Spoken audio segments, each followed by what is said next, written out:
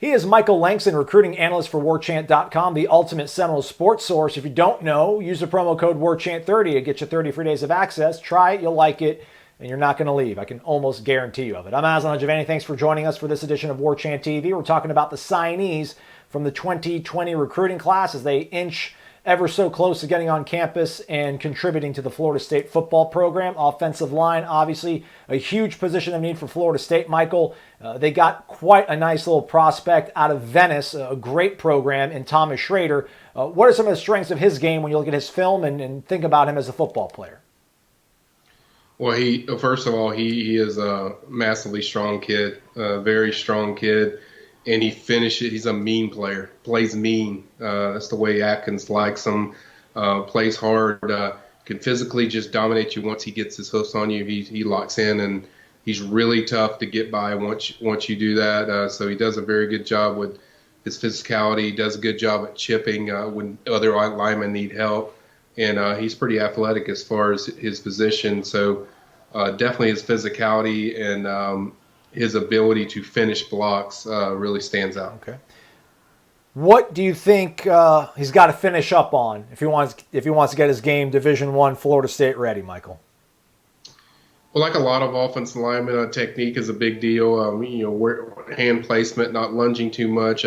Your how you use your feet, your footwork. He needs to work more on footwork. I think his footwork could certainly improve as far as when he gets to college because those ends are quicker.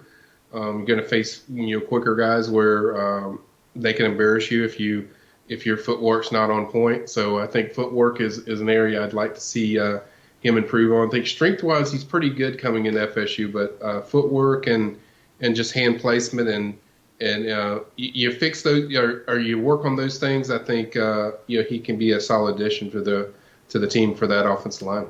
Let's hear what his future coach, at least position-wise, Alex Atkins, had to say about Thomas Shrader when we spoke to him earlier in the year. Well, I talked to Thomas last night, actually, and watched his film. I like the way he plays the guard, and so he doesn't fit with really Lloyd, those guys, as far as what position he's going to play. But I like his mean streak, his nastiness. He's a sharp kid. I like the way he got after it. His film is pulling and things like that. So I'm excited to get my hands on him this summer.